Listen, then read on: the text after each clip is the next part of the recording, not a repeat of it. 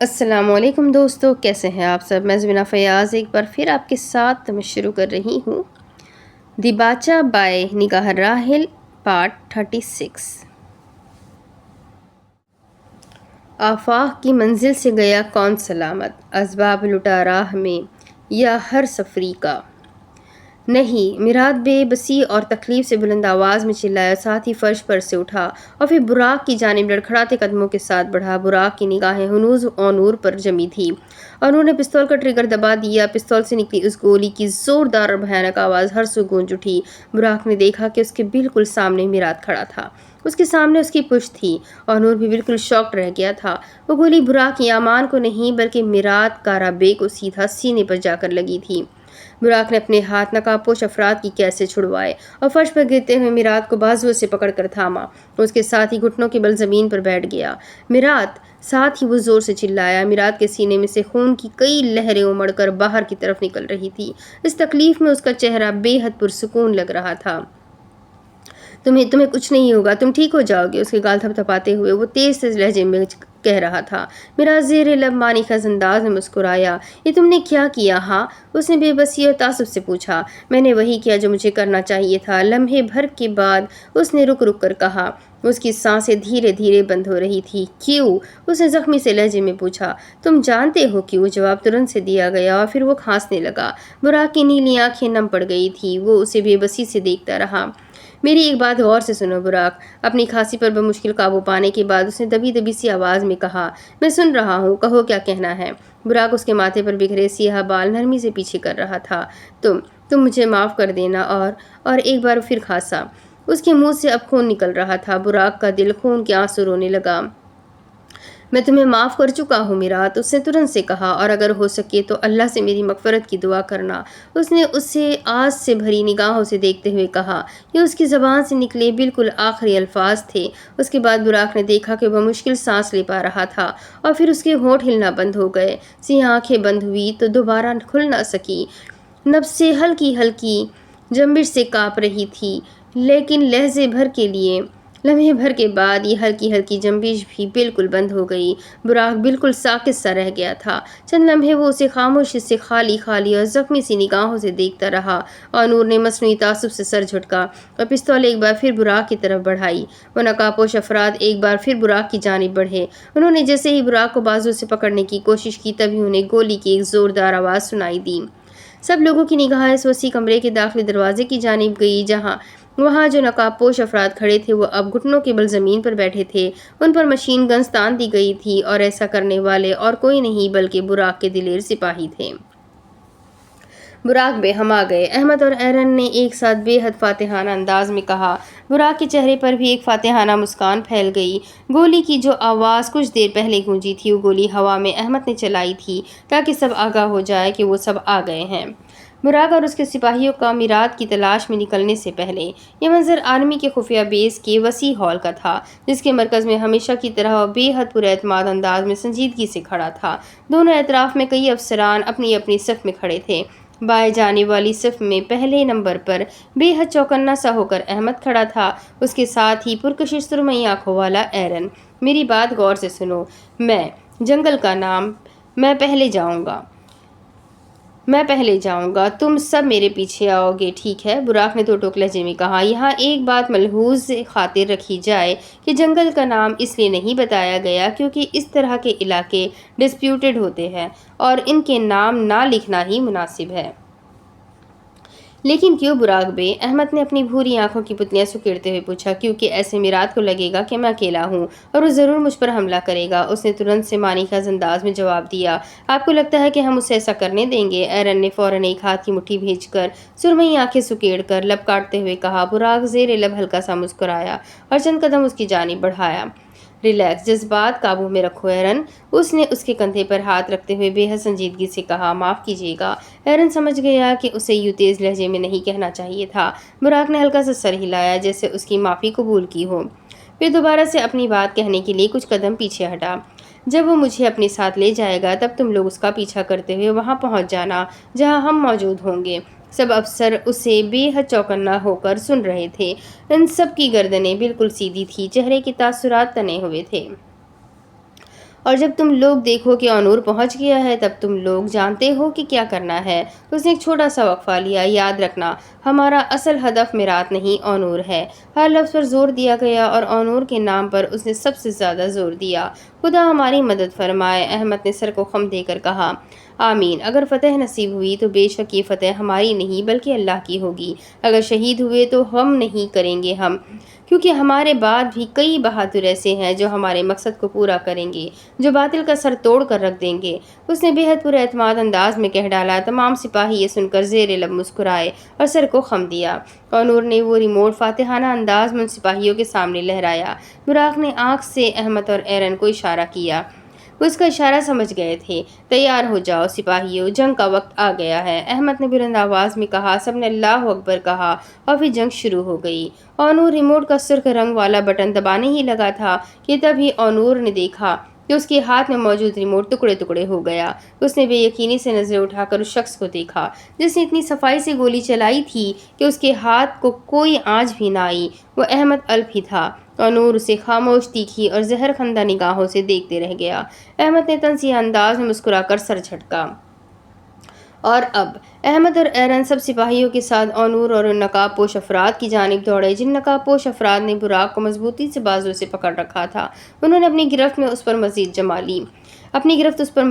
لی۔ براق نے اپنی کوہنی ایک نقاب پوش آدمی کے منہ پر دے ماری۔ وہ کرا کر پیچھے ہٹا۔ دوسرے نقاب پوش آدمی کے منہ پر اس نے ایک زوردار گھوسا مارا۔ اس کے تو چاروں طبق ہی روشن ہو گئے۔ ماشاء اللہ براق بے ماشاء اللہ، ایرن نے دیکھ کر ستائش انداز میں مسکرایا اور ساتھ ہی وہ مشین گن سے ایک کے بعد ایک گولی نقاب پوش آدمیوں پر چلا رہا تھا۔ کچھ ہی قدموں کے فاصلے پر کھڑے احمد نے زمین پر گری ایک پستول اٹھائی جو ان میں سے ایک نقاب پوش آدمی کی تھی۔ اس نے اپنی مشین گن براق کی طرف اچھالی اور خود اس پستول سے نقاب پوش افراد پر فائرنگ شروع کر دی۔ ہر طرف پستولوں سے چلتی گولیوں کی بھیانک، ہولناک اور دل دہلا دینے والی آواز گونج رہی تھی۔ ہر سو بھگدڑ مچی تھی۔ اس دوران اونور بھی پستول سے لگاتار فائرنگ کیے جا رہا تھا۔ وہ مشکل ہی اپنا بچاؤ کر پا رہا تھا۔ اس کے سامنے اس کے ساتھی باری باری موت کے منہ میں جا رہے تھے اور وہ کچھ نہیں کر پا رہا تھا۔ براق نے دیکھا کہ میرات کی لاش پر سے ایک نقاب پوش آدمی گزر کر گیا۔ اس کے دل کو کچھ ہوا، فوراً اس کی لاش کی جانب بڑھا، اسے فرش پر سے اٹھایا۔ ساتھ ساتھ وہ مشین گن سے فائرنگ بھی جاری رکھے ہوئے تھا۔ اس نے اس کے بازو کو تھاما اور گھسیٹتے ہوئے اس کی لاش کمرے کے ایک کونے میں لے گیا تاکہ کوئی اس کی لاش کی بے حرمتی نہ کرے۔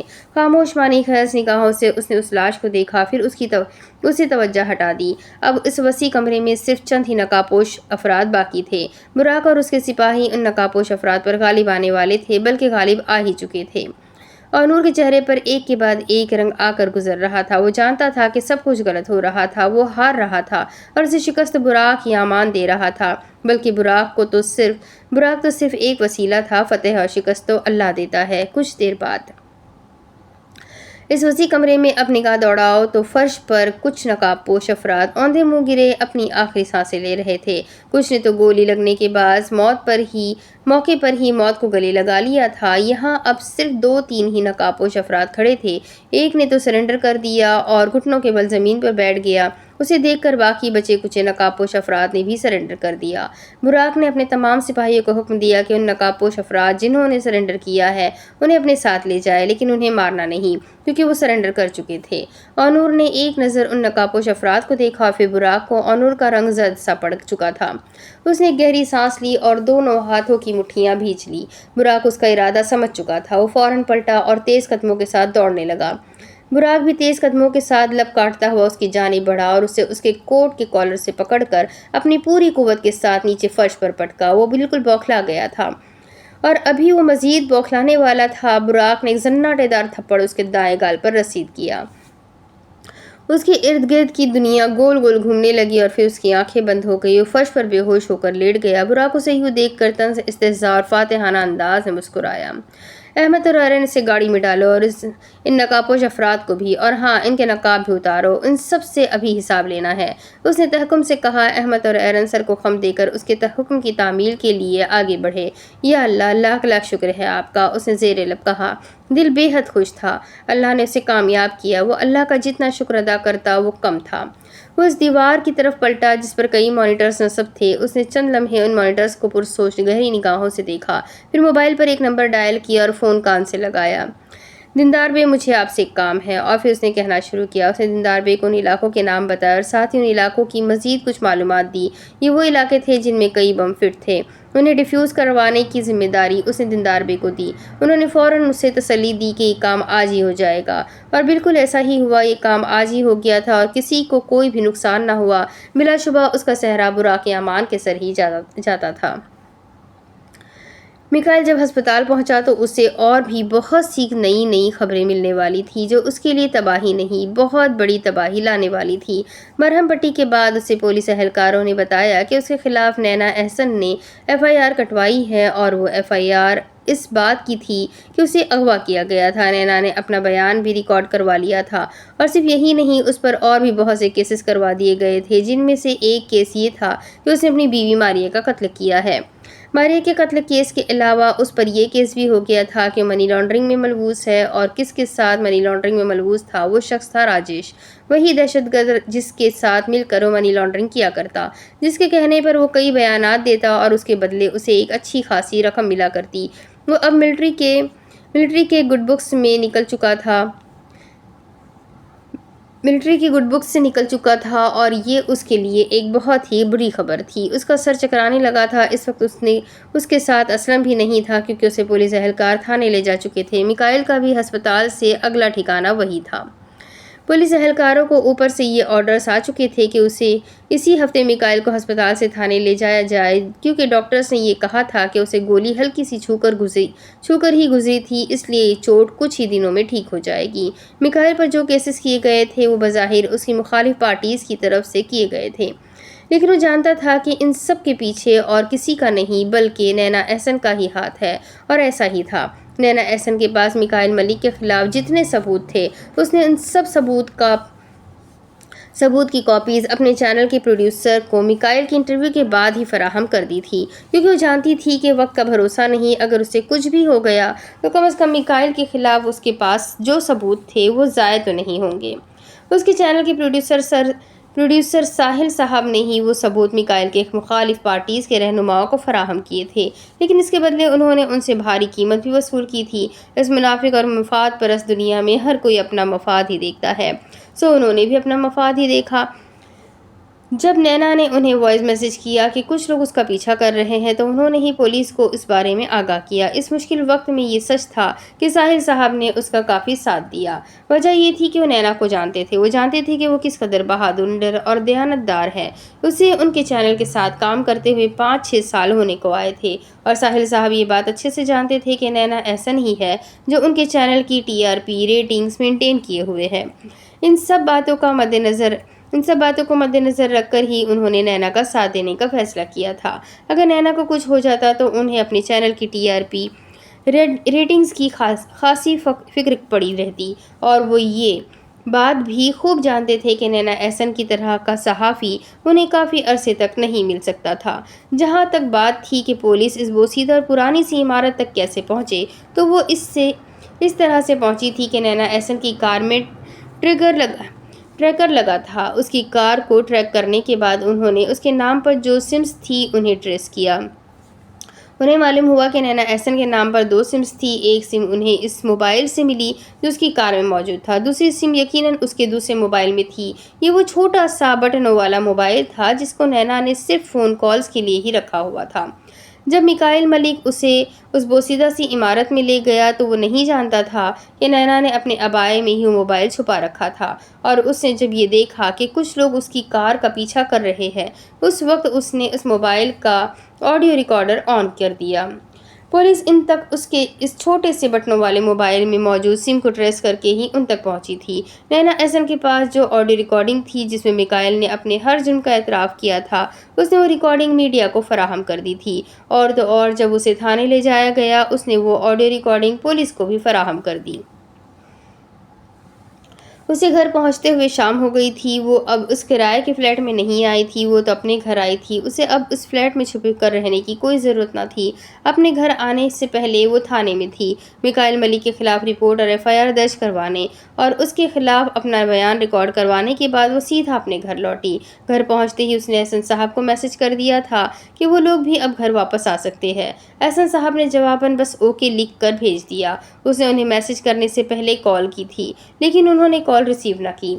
اس نے جب تمام نیوز چینلز پر گردش کرتی ہوئی خبریں دیکھی تو اس کا دل تشکر کے بہت سے جذبات سے بھر گیا۔ وہ اللہ کا جتنا شکر ادا کرتی وہ کم تھا، کیونکہ نیوز میں ہر طرف اس کی بہادری، ذہانت، پر اعتمادی، بے خوفی اور دلیری کے چرچے ہو رہے تھے۔ وہ تو جیسے ایک ہیرو بن گئی تھی۔ کچھ دن پہلے اسے جتنا بدنام کرنے کی کوشش کی گئی تھی، اس کے برعکس آج ہر طرف اس کی بہادری اور ذہانت کا لوہا مانا جا رہا تھا۔ گھر پہنچتے ہی اسے کئی بڑے بڑے اور معروف نیوز چینلز اور پلیٹ فارمز سے انٹرویو کی کالز موصول ہوئی۔ یہ اس کے لیے اعزاز کی بات تھی اور وہ ان سب کو انٹرویو دینے کے لیے تیار بھی تھی۔ لوگ اس بہادر اور پر اعتماد لڑکی کے بارے میں بہت کچھ جاننا چاہتے تھے، جس نے میکائل ملک جیسے شیطان کا چہرہ سب کے سامنے بے نقاب کیا۔ نینا احسن عورت ذات ہونے کے باوجود بالکل بھی نہیں گھبرائی۔ ہر کوئی اس بات کو بار بار اجاگر کر رہا تھا، جہاں ہمارے معاشرے میں عورتوں کو کمزور اور ڈرا سہما سے سمجھا اور دکھایا جاتا ہے، اسی معاشرے میں نینا احسن جیسی بہادر اور بے خوف خواتین بھی سانس لیتی ہے۔ نینا احسن بہت سی خواتین کے لیے ایک رول ماڈل بن گئی تھی۔ سوشل میڈیا پر بھی صرف اور صرف نینا احسن کے ہی چرچے ہو رہے تھے۔ ایسا ہو ہی نہیں سکتا تھا کہ احسن صاحب کو اس بارے میں معلوم نہ ہو۔ پھر انہوں نے اس کی کال کیوں نہیں ریسیو کی؟ کیا وہ اب تک اس سے ناراض تھے؟ اس کے مطابق نینا احسن کو اپنے خواب کا بھی مطلب آج اچھے سے سمجھ آ گیا تھا۔ 2 دن پہلے ہی اس نے اپنے اس عجیب و غریب خواب کا تیسرا حصہ بھی دیکھا، جس کا مطلب اسے تب سمجھ نہ آیا، مگر اب اسے سب اچھے سے سمجھ آ گیا تھا۔ 2 دن پہلے طوفان کی شدت کافی بڑھ چکی تھی، برف کے ڈھیر میں فنا ہو رہی تھی، سانس بہت رک رک کر آ رہا تھا، اس کی آنکھیں بھی بند ہو رہی تھی۔ لمحے بھر کے بعد اس نے بمشکل آسمان پر گول گول گھومنے والے اس پرندے کو دیکھا۔ یہ وہی پرندہ تھا جسے اس نے برف کی قید سے آزاد کروایا تھا۔ وہ بند ہوتی آنکھوں کے ساتھ اس پرندے کو دیکھ رہی تھی، جس پر اس برف باری اور طوفان کا کوئی اثر نہیں ہو رہا تھا۔ اس کی آنکھیں جب بند ہوئی تو اسے لگا کہ وہ اب کبھی اٹھ نہیں پائے گی۔ اسے لگا کہ سب بالکل ختم ہو گیا ہے، لیکن دل میں ایک سکون تھا کہ وہ اس چکور کو برف کی قید سے آزاد کروا چکی تھی۔ اس کا پورا جسم برف سے ڈھک رہا تھا، صرف چہرہ ہی تھا جس پر ابھی تک برف نے پوری طرح سے اپنا رعب نہیں جمایا تھا۔ دھیرے دھیرے برف اس کے چہرے کو بھی ڈھکنے لگی۔ اس نے محسوس کیا کہ اس کے ساتھ ہی کوئی چیز پھڑپھڑا رہی تھی۔ اس نے آنکھیں کھولنا چاہی، لیکن وہ ناکام رہی۔ اسے لگا کہ اس کے اوپر گری برف کوئی ہٹا رہا تھا۔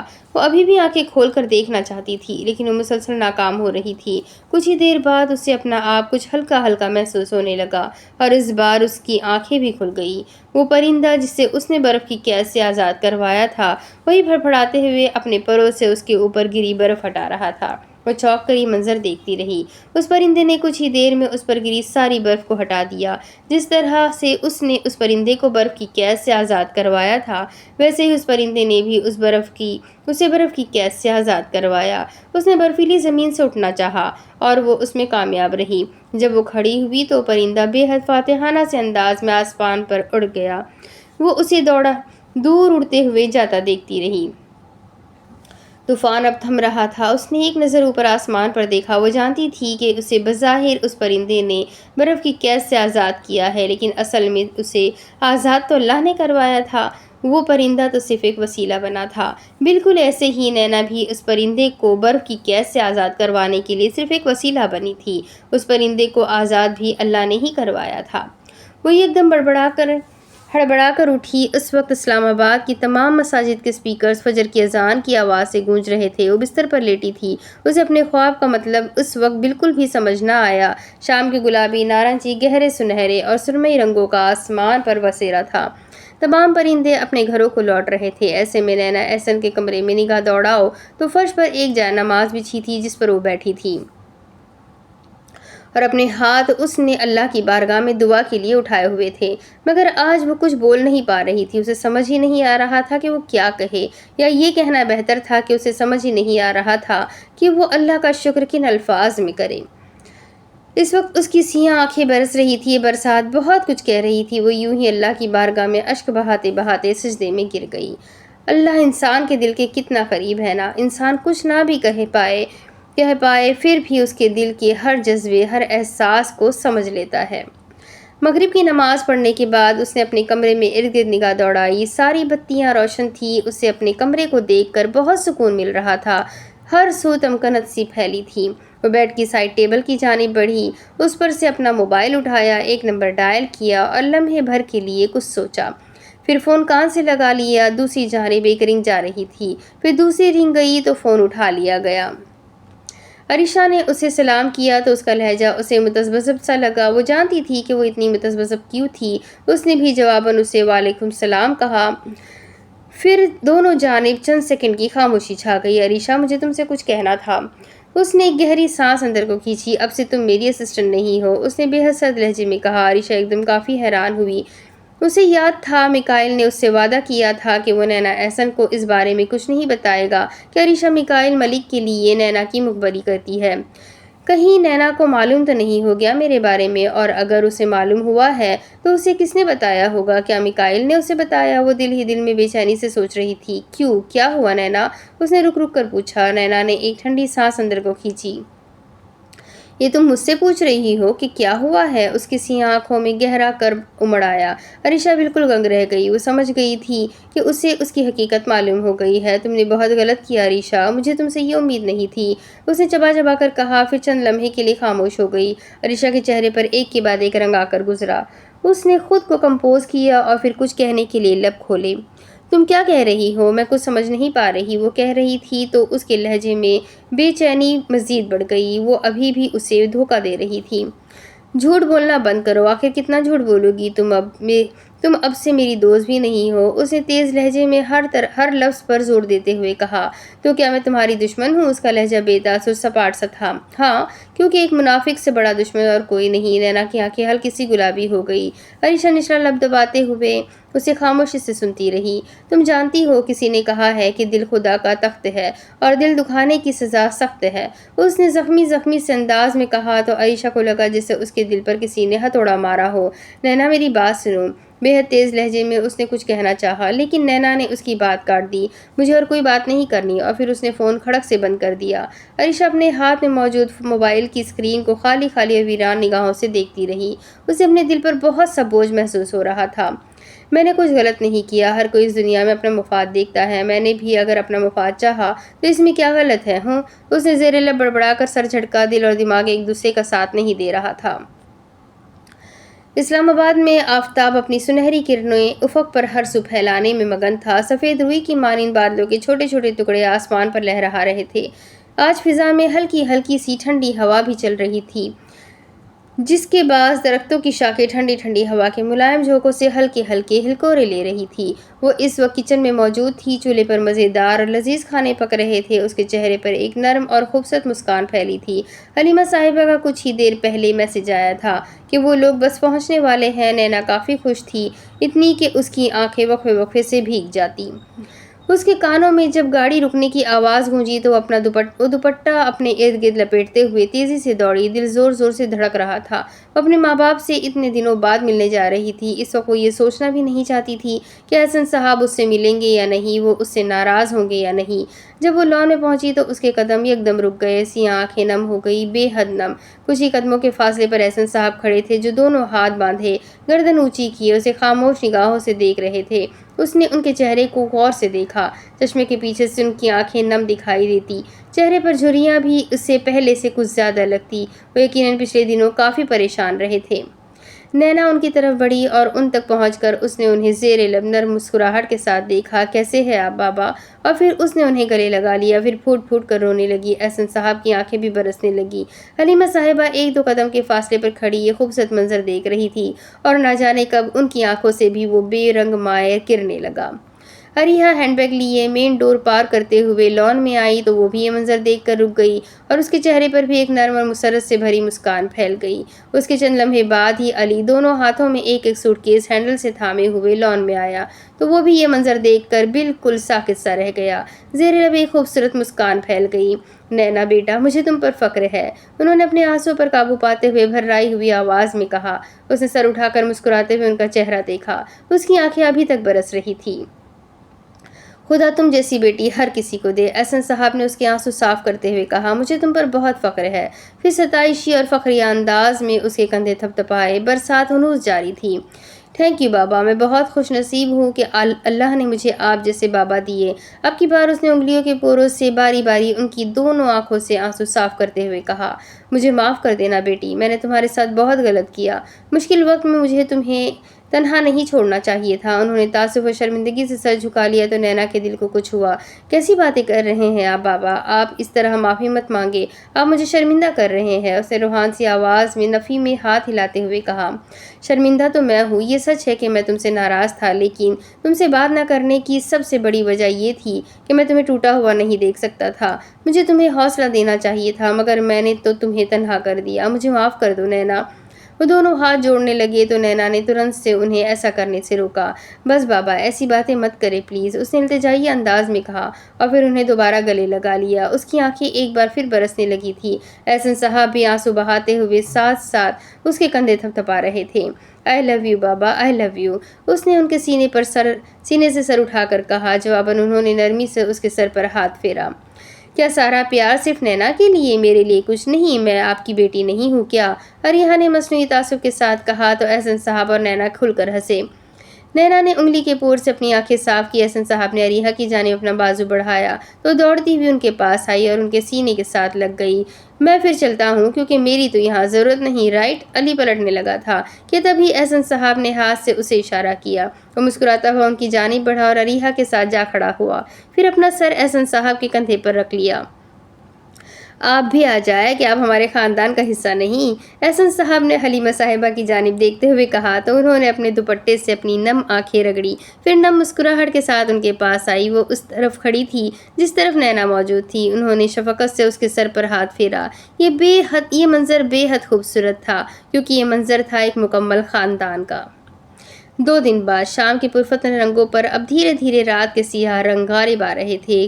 वो कुछ देर पहले ही एक न्यूज़ चैनल को इंटरव्यू देकर आई थी और अब वो अपने कमरे में बैठी चाय पी रही थी। उसके साथ ही बैठ के एक तरफ बैठी अरिहा बेहद तेज़ लहजे में उसे किसी ड्रामे की आखिरी किस्त का बता रही थी जो कुछ ही देर में टीवी चैनल पर नश्र होने वाली थी। मालूम है नैना आपी, इस किस्त में अमतल को पता चल जाएगा कि उसका शौहर ही उसके भाई का कातिल है, और तो और उसे ये भी पता चल जाएगा कि वो उसे धोखा। नैना उसे मसनूई दिलचस्पी और तजस्सुस से सुन रही थी। दर हकीकत वो खासी बोर हो रही थी। हलीमा साहिबा इस वक्त अपने कमरे में आराम के लिए गई थी। एहसन साहब दफ्तर में थे। उनका दफ्तर में काफ़ी काम इकट्ठा हुआ पड़ा था, इसीलिए वो रात को खाने से एक घंटा पहले ही घर लौटते। अली भी कुछ ही देर में घर पहुंचने वाला था। मिकाइल मलिक के खिलाफ जो केसेस चल रहे थे उस पर उसकी ज़मानत की दरख्वास्त अभी हाई कोर्ट में चल रही थी, जिसका फैसला अभी तक नहीं आया था। फैसला ना आने तक उसे जेल में ही रखा जाना था। नैना जानती थी कि उसके खिलाफ फैसला इतनी जल्दी नहीं आएगा, लेकिन उसे यकीन था कि बेशक देर से ही सही उसके खिलाफ फैसला आएगा ज़रूर। वो बेहद पुरुम्मीद थी। वो जानती थी कि अल्लाह बातिल का सर हमेशा झुका देता है।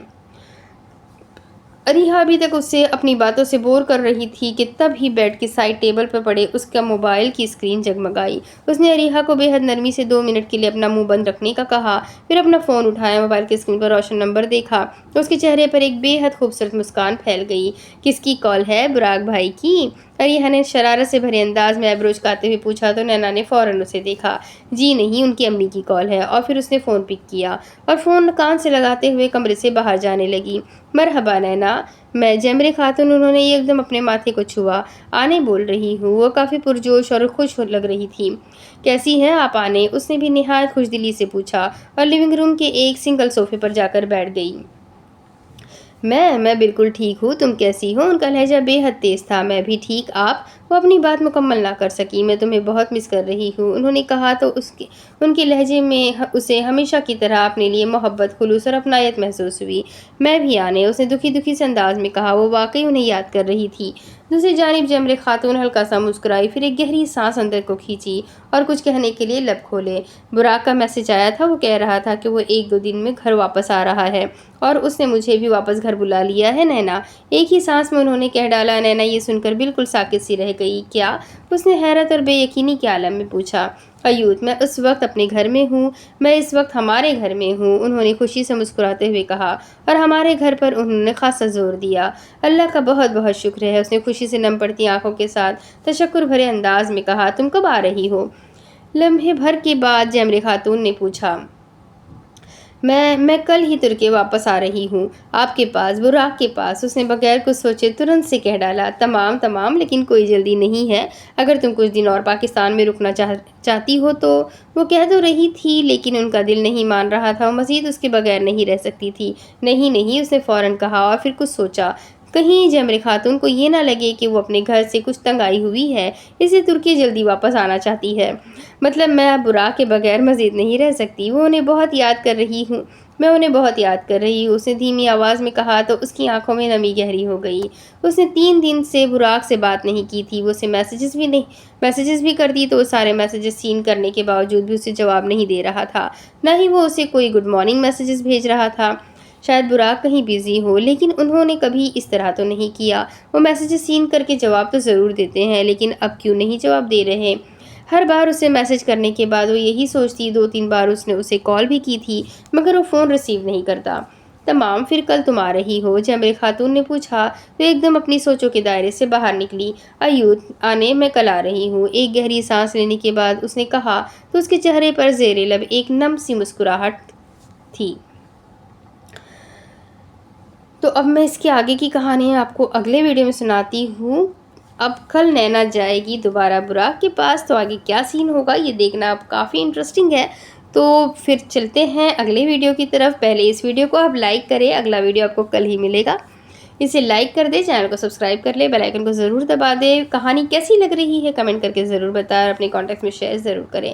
تو ملتے ہیں اگلے ویڈیو میں، تب تک کے لیے اپنا خوب سارا خیال رکھیں، مجھے بھی دعاؤں میں یاد رکھیں۔ اللہ حافظ۔